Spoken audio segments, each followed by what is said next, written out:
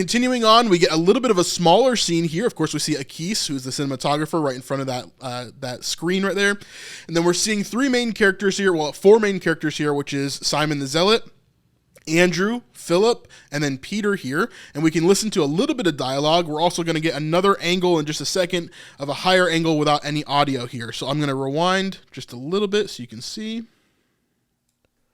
He's never been able to take him down. Jesus. Yeah. Yes. Peter is nothing. So you can hear some of those words there, and we get a general sense of what they're talking about, but not much. He's never been able So I think it's Andrew talking here. He says, because he's never been able to take him down. to take him down. Jesus. And he's talking about Jesus. That's Simon the Zealot saying that. Yeah. Yes. And then Andrew says, yeah. Simon Z says, yes. Peter is not the Messiah. And then Simon Z says, Peter is not the Messiah. And then we can't really hear what else is being said there. Here is Dallas behind his screen in the corner. And then we're also seeing the same exact scene, but from a higher angle.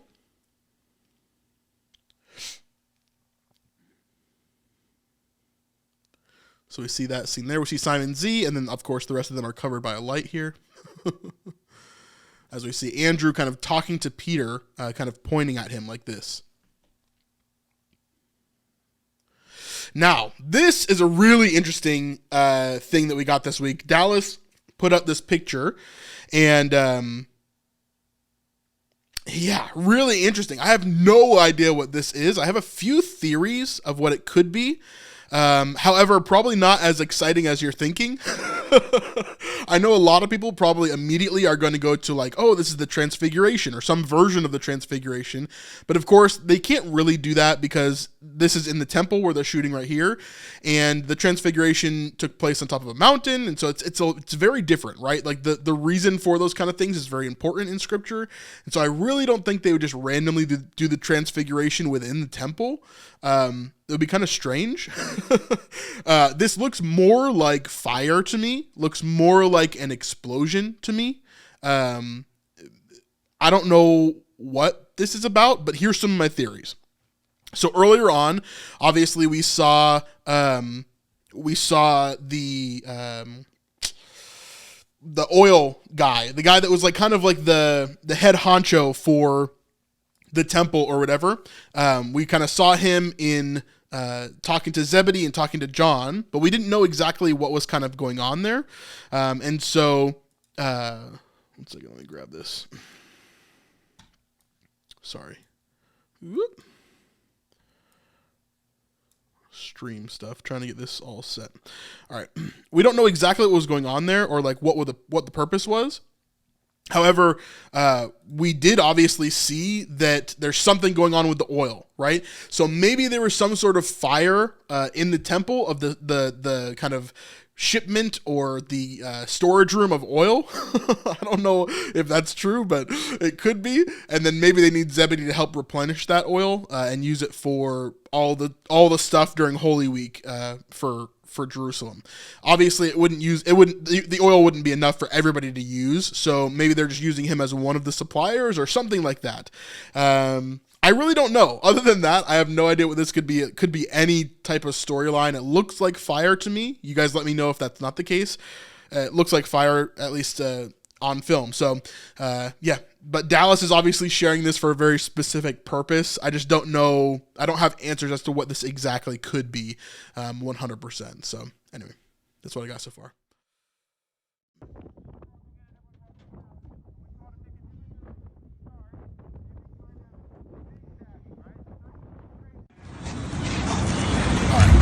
So that was just like kind of like an onset showing what's going on. We see a part of that same road that was used during the triumphal entry. I'm not sure. They're probably just doing like an entrance scene here. I'm sure it's nothing that's like mega important for the season. Could be just a transition shot. Could be a lot of different things here. But this next shot that we're about to look at is actually really important. It has to do with season 4, has to do with kind of the understanding of the Sanhedrin and all of that kind of stuff. And so definitely something interesting here. So we see two characters walking up towards the temple, or maybe this is supposed to be towards the Sanhedrin gate. I think this is supposed to be towards the temple, though. Obviously, the Sanhedrin is at the temple, but it seems like this is definitely the steps up towards the temple that they've shown throughout a lot of the other stuff that we've seen in season 5 and in the other seasons as well. But we see two main characters who are walking up the stairs towards a Pharisee, as well as some temple guards. And so let's check this out.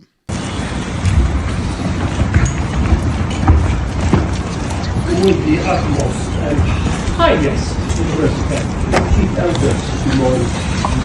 So he says only the utmost and highest respect for Chief Elder Shimon. Now, this is something that contradicts something that I actually talked about in season 4. So if you've looked at my overviews for season 4, there is a moment, I believe in episode 2, where we see the Sanhedrin and what is kind of going on with Shmuel and Yanni and all that kind of stuff as Shmuel is getting into the Sanhedrin and kind of doing his whole thing.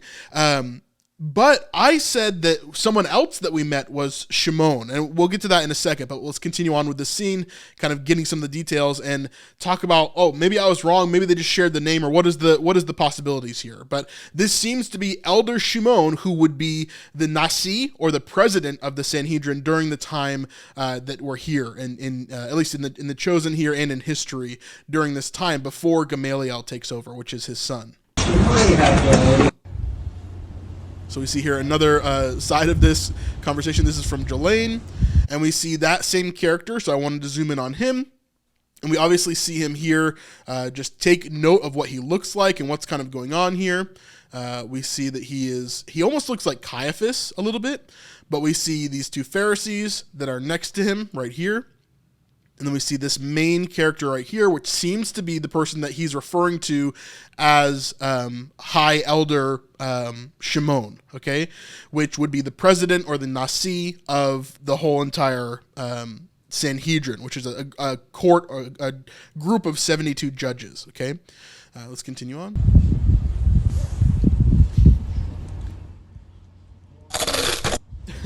Trying to eat quietly while filming on set. All right, so I wanted to kind of highlight a few things. One, hey, if you're enjoying this small portion of our live stream, you can watch the entire live stream over on snipesupport.com. It's by far the best way to help support us and to keep on doing these videos just like this. So we'd love to see you over there. Snipesupport.com, it's in the link in the description down below. So I wanted to kind of highlight a few things. One, obviously, we see Shimon here, at least what we're assuming is Shimon from that conversation there. Obviously dressed up in some really nice garb, some very different than all the Pharisees and different people that we've seen. Also, a massive difference from the last few seasons. Once we have season 4, I'll pull this up for you a bit more. But a massive difference from season 4 is the temple guards. They look completely different than we saw them ever in The Chosen. And I wonder if this is like a historical thing, like they discovered like, hey, we actually want them to look this way because most likely the temple guards looked like this, or if it was just an aesthetic choice of changing how they looked from previous seasons. I'm not 100% sure why that is, but they do look very different than we've seen them in previous seasons for sure. In previous seasons, they were wearing white. And like mostly white, and then they had a more pointed hat.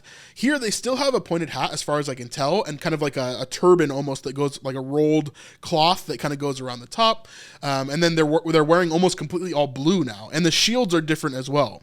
So the temple guard are definitely way different than what we've seen them before, and that may be specifically for aesthetics. To make it more apparent, make them more visible in the upcoming seasons, because obviously they're going to play much bigger of a role. They're going to become almost as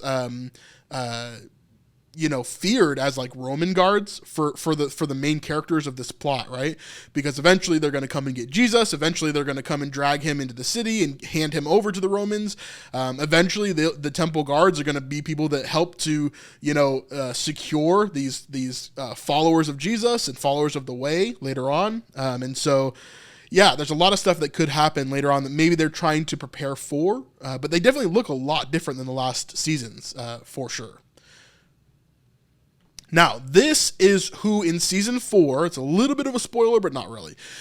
In season 4, this person is called Shimon. And when I talked about it in my overview, I talked about this being the president of of the Sanhedrin, because they referenced him as Shimon, and of course Shimon is a very common name during the time of Jesus, and so we just assumed, because they had referenced him specifically as Shimon and didn't give him another name, that this was the Shimon that is the son of Hillel and kind of the nemesis to Shammai, because in this Sanhedrin meeting from season 4, Shimon actually steps up and kind of questions Shammai quite a bit, and then Shammai almost like pushes back on him, and so it seemed like they were at odds.